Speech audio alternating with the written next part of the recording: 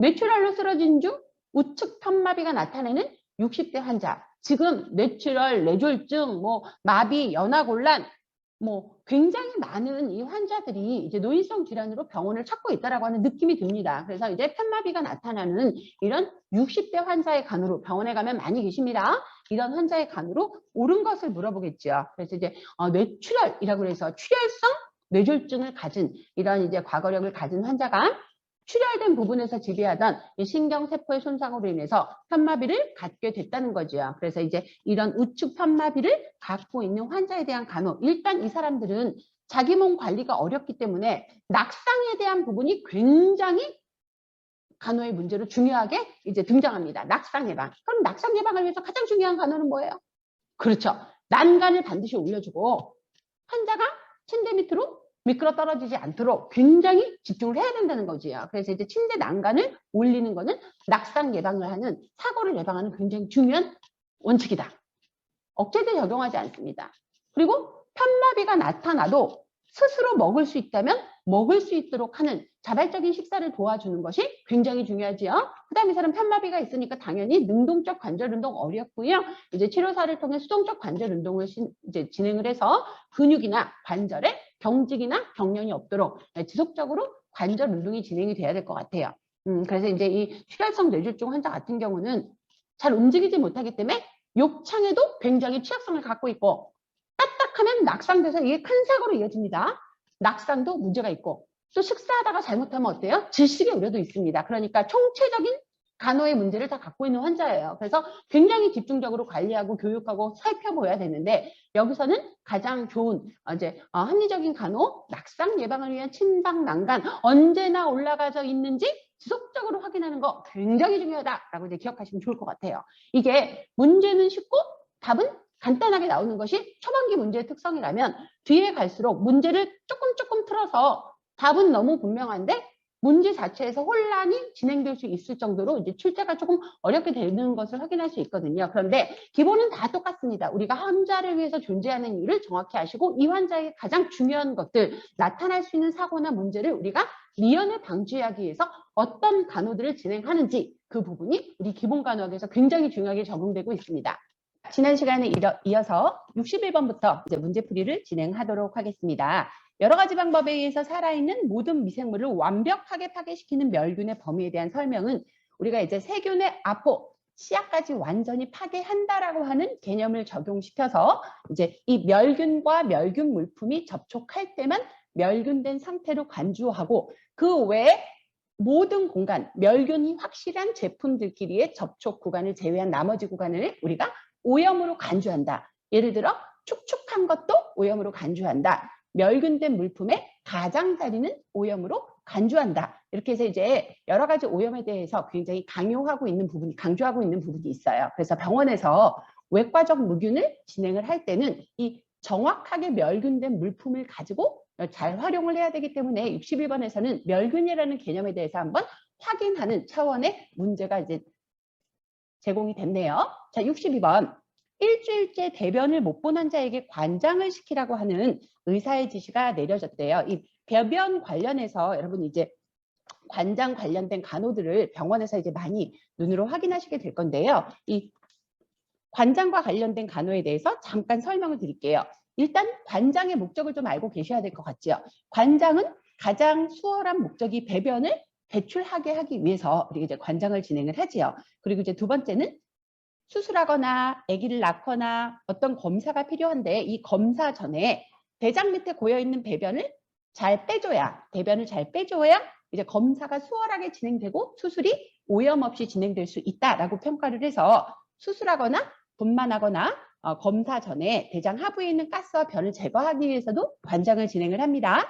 그 다음에 이제 진단을 목적으로 장내에 바륨 같은 약품을 주입하기 위해서 사전에 배변을 진행하는 경우에 관장을 진행을 하지요. 검사를 해야 되는데 약물이 들어가서 장에 흡수가 되어야 되니까 장 안에 있는 변이 안전하게 다 밖으로 배설될 수 있도록 우리가 관장을 진행합니다. 여러분 기본 간호학에서 이 이제 관장의 목적을 여러 번 확인하셨을 건데, 우리 시험에도 관장의 목적과 관련된 문제가 많이 나오고 있습니다. 그리고 이제 이렇게 여러 가지 목적을 가지고 관장을 진행을 하는데 지금 이 사람은 대변을 못 봤기 때문에 우리가 알고 있는 변비 환자라고 이해를 하시면 좋을 것 같고요. 대부분 침상에서 오래 계시는 분들, 장운동이 억압되어 있는 분들, 그다음에 의식이 없거나 뭐 기타 등등 장운동이 정상적으로 이루어지기 어려운 분들, 노인 환자들은 변을 잘 보지 못하는 불편감들을 가지고 계십니다. 그래서 이제 관장을 하라는 지시가 있어서 관장을 진행하려고 해요. 그러면 일단 관장통의 그 높이라고 하는 기준이 굉장히 중요해요. 그래서 이제 관장통의 높이는 항문 중심으로 50cm, 몇 cm? 50cm, 몇 cm? 50cm. 그러니까 항문을 기준으로 중력에 의해서 천천히 관장 용액이 들어갈 수 있는 높이가 몇 cm? 50cm. 한 번 더 몇 cm? 50cm라고 기준을 잡으신다면 항문을 기준으로 물어보면 50cm 위에 상공에서 관장통의 높이를 들고 있을 때 중력에 의해서 천천히 무리 없이 관장 용액이 항문을 통해 직장으로 들어갈 수 있겠다라고 이제 이해하시면 좋은데요.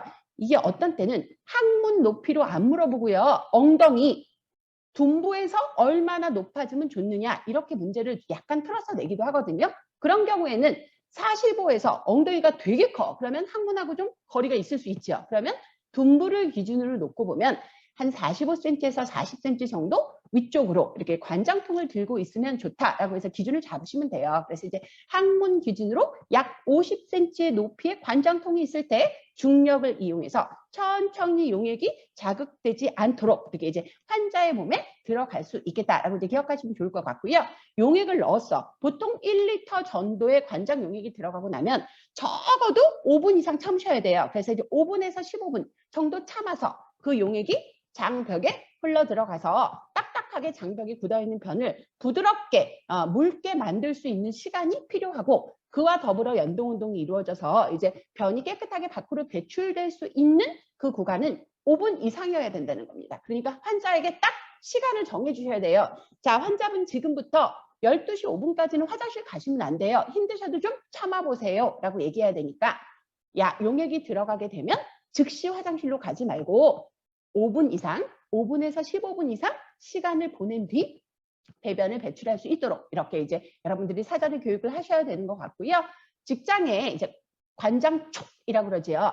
튜브가 들어가게 되면 누구라도 항문을 통해서 들어가는 이물질에 대한 거부감이 발생을 하죠. 그러니까 소리를 내면서 입으로 숨을 쉬게 되면 근육이 이완되는 효과가 도모됩니다. 그래서 항문에 힘을 주고 항문을 이완시키고 이렇게 이제 이완하는 상태에서 직장 끝에 이제 관장촉을 삽입하게 되면 훨씬 수월하게 튜브가 들어갈 수 있다는 거 여러분이 알고 환자분 긴장하지 마시고 입으로 숨을 쉬면서 소리를 내시면서 좀 이완할 수 있도록 분위기를 끌어가고 튜브를 약 10cm 정도 삽입하면 이제 잘 관장촉이 삽입이 될 것이다 라고 이제 이해하시면 좋을 것 같아요. 그래서 이제 62번은 직장 끝에 이제 튜브를 삽입할 때 우리가 입으로 숨을 쉬면서 천천히 이완할 수 있도록 이제 그러한 어떻게 환자의 준비를 같이 진행하는 것이 좋겠다. 그리고 이제 환자는 자취기를 취해야 돼요. 옆으로 눕는데요. 어차피 항문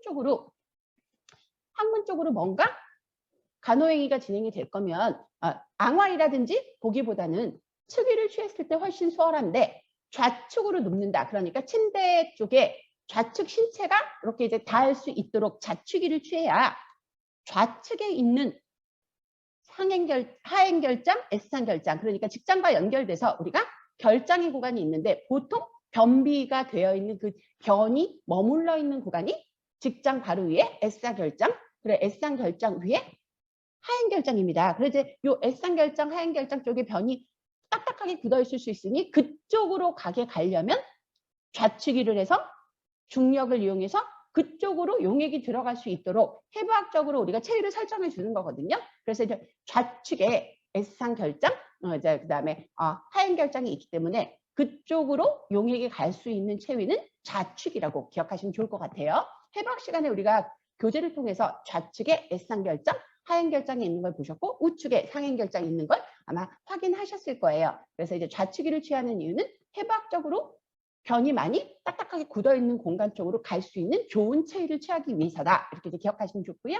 관장통에 용액이 다 들어가게 되면 공기가 같이 따라 들어가면서 보강이 높아져서 환자가 배 아픈 것, 복통을 호소할 수 있어요. 그러니까 용액이 조금 남았을 때 조절기를 잠그고 관장촉을 뽑으시면 되거든요. 용액이 들어가고 나서 공기가 따라 들어가면 복압이 굉장히 강해지면서 복통이 유발되고 환자가 굉장히 괴로워할 수 있어요. 그러니까 공기가 들어가지 않도록 관장통 용액이 조금 남았을 때 조절기를 잠근다라고 이제 기억하시면 좋고요.